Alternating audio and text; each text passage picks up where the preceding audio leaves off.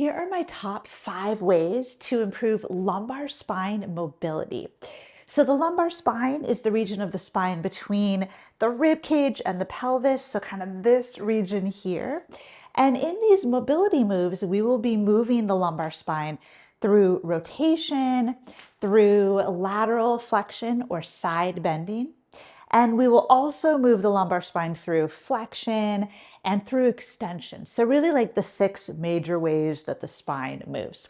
Also, all 5 of these moves are really active mobility drills, and some of them are actually quite strengthening and have the potential to both strengthen the lumbar spine or the low back region at the same time that we're working on mobility of this region. So let's dive into our first lumbar spine mobility move. Our first lumbar spine mobility move is for rotation, and this will be an active version of a reclined spinal twist. So we probably know reclined twists where we lie back, we take the legs over to one side and we twist, and then we tend to just hold here passively, and that's great.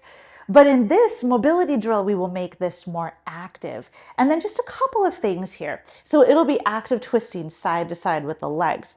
Now, if we wanted to work thoracic rotation specifically, then we might do these active twists where we kind of angle the knees up toward the arm, a little more like this, because then we're in more hip flexion. That'll tend to lock the lumbar spine so it doesn't move as much, and that directs more movement into the thoracic spine. So that would be what we would do if we wanted to target thoracic spine. But today we're talking lumbar spine, right? So instead of thinking of like hugging the knees up, we will keep the knees more like just right above the hips. And then this will allow the lumbar spine to rotate, and really the whole spine, but it just won't lock the lumbar spine in and just kind of try to isolate the thoracic. So I'll show a few variations here, but we would go side to side like this, pretty much keeping the knees pretty much in line with the hips. So we go side to side. I'm going to rotate directions just for a little different view. So arms are widened to a T, and as we rotate to one side, we try to keep the opposite shoulder down just for the purposes of mobilizing the spine here in this moment. So we go side to side, opposite shoulder down. You lower to the place where you can still keep the shoulder down, and then we come back up. So it's active. We are loading the rotational muscles of the lumbar spine, really like our rotational core, both eccentrically as the legs lower and then concentrically as we lift back up. So if we wanted to make this a little more strengthening and add more load, then we have a couple options. As we lower, we could straighten one leg. So it's more like single leg straight. Now that lengthened the lever, and now I've added load to my rotational core and to the lumbar spine region as I lower side to side. And then if that weren't enough, if you weren't really feeling work or enough work, you could straighten both legs and then lower down, keeping that opposite shoulder down, lift back up. So we're mobilizing the lumbar spine region into rotation, but we're also working those same muscles, our rotational core muscles, as we lower and as we lift. So it's our active reclined spinal twist, and it's great for mobilizing and also strengthening the lumbar region. Our second lumbar spine mobility move targets lateral flexion or side bending, and this is side plank dips.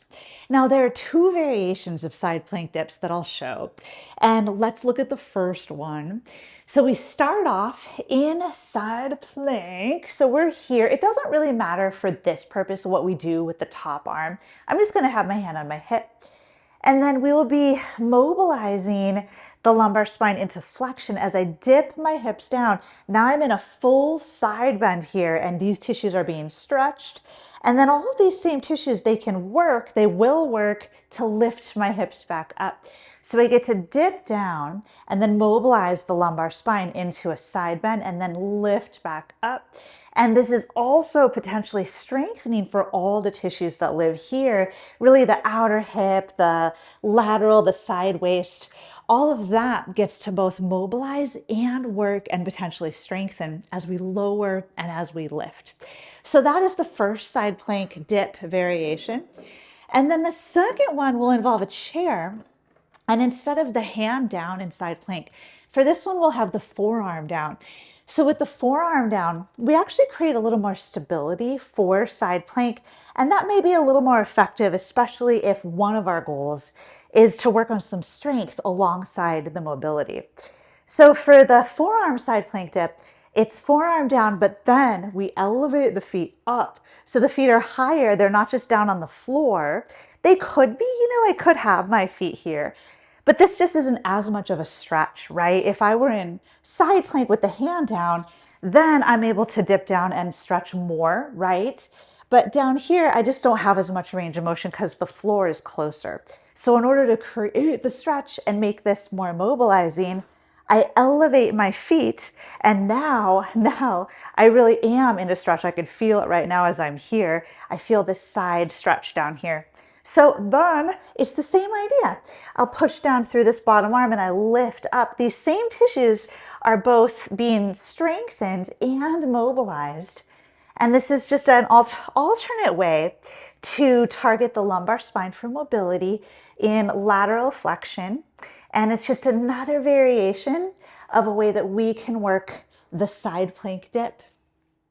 Our third lumbar spine mobility move is another lateral flexion or side bending move. So same direction of motion as the side plank dips. But for this, we are in a standing position like Tadasana. And I like to use a yoga block for this, but you don't have to. You could just have your hand down. But I'm going to bring the block down by my side and bring my other hand behind my head. And then I just think of sliding the block down the side of my leg. And that's all I have to think about. And that will instantly, naturally just slide me down into a side bend here so that I'm stretching the left side into lateral flexion. And then I come back up. So slide down, the further down we go, the more we stretch. And then I slide the block back up. And this is like a standing side bend guided by the block slide.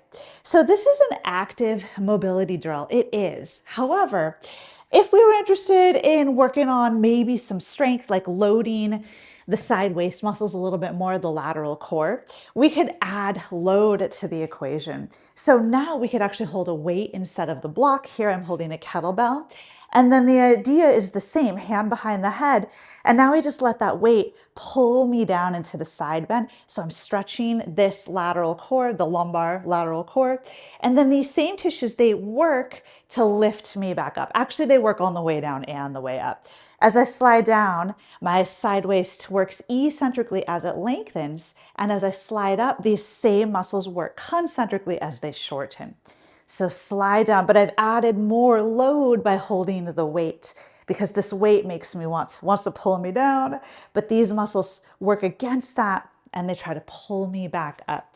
So those are two different ways that we can mobilize the lumbar spine using the standing side bend. And here's how it would look if you didn't use the block. You could just think of sliding your hand down the leg and sliding back up. And I practice and teach that variation quite often too. It's just a little simpler without the prop, but I like the prop because of the way it helps us kind of naturally self-organize the movement. Our fourth lumbar spine mobility move is really a sequence of yoga poses put together, and it's a child's pose up dog flow. And this will mobilize the lumbar spine both in the direction of flexion, so rounding, and in extension, back bending. So it really will work on both directions of motion. So it's a child's pose up dog flow, and we'll start in child's pose.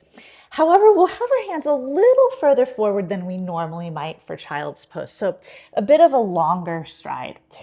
In a child's pose, we're already in lumbar flexion. So we're already kind of mobilizing our spine in that direction. However, we can lift up from here and really curl the tail under and try to emphasize the scoop under and the roundedness as we come through cat-cow here. But then we're not going to stop here. We will keep going. And you could think of taking your pelvis and just kind of spilling your pelvis forward until it's reaching toward the floor. You can lift your chest up. And now this is like up dog, but my knees are on the floor. So it's a knees down up dog. And this is a great back bend, and I am extending my lumbar spine here. And then I will think of gathering my whole front body up as I curl back up through cat. So I'm really scooping the tail under through cat, rounded spine. Then I keep going back to child's pose. So we'll make it a little more of a flow, and we'll also add on. So it's not just this, but we will round up into cat. So really round, tailbone forward, but then keep going and let your spine spill forward, and you end up in a back bend, lumbar extension. Round back up through cat. Keep rounding, press back to child's pose. Now I'll show what it's like that to add on. So up through cat, scoop the tail under, but keep going forward. We end up in a back bend. Now point the feet, lift the knees off the floor. Now we're in real upward facing dog. You could set the knees down, gather back up for cat roundedness, back to child's pose. One more add on.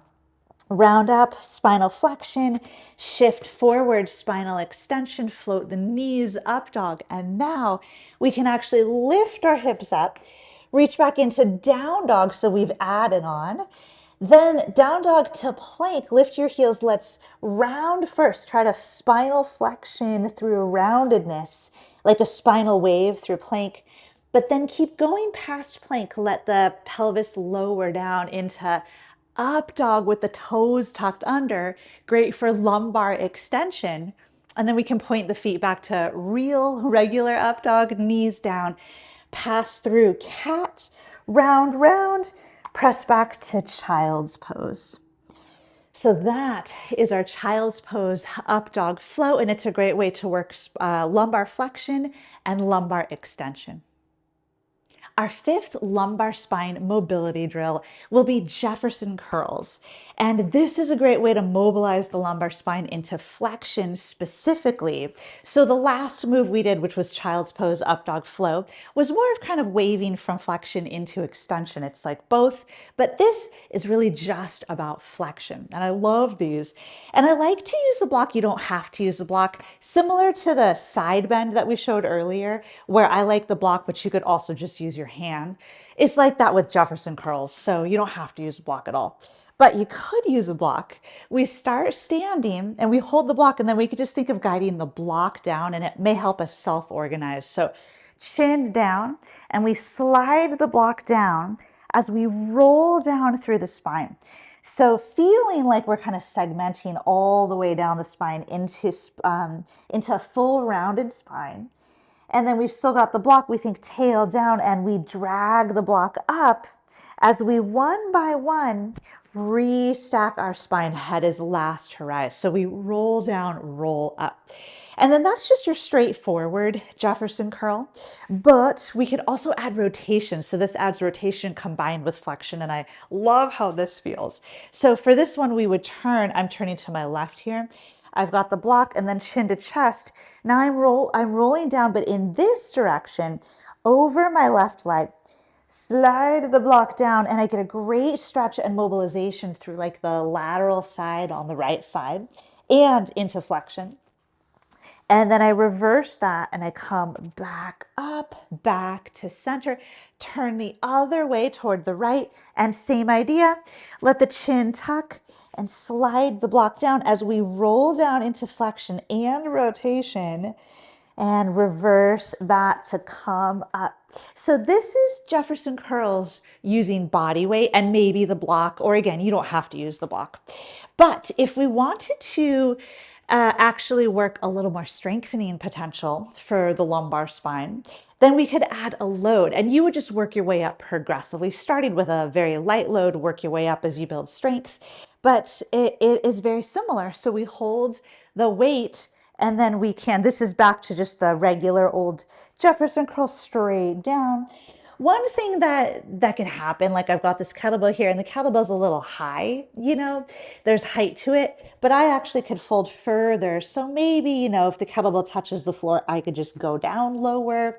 Or I could place my feet up on yoga blocks. So I'm actually higher than the floor, and then that might give me more range to go lower while I'm holding the weight. So I'm just mentioning that here, but it's also fine just to be here. And then to reverse, same thing, head is heavy and we roll our way back up. This adds load to the lumbar spine region so we can potentially strengthen as we mobilize. And we can do the same thing I showed with the added rotation. So we could turn and then we roll down, and it can feel great. It feels great in my body, just this added load kind of pulling on, adding tension to that stretch. And then I roll my way up. I could turn the other way, let this weight help pull me down as I articulate through my spine. Then I reverse it to come back up. So that is our 5th lumbar spine mobility idea. And I hope you enjoy trying any of these out that you do decide to try, and let me know if you try any and how they felt. And if you appreciated this content, subscribe to my channel so you can stay up to date on all of the tips that I share.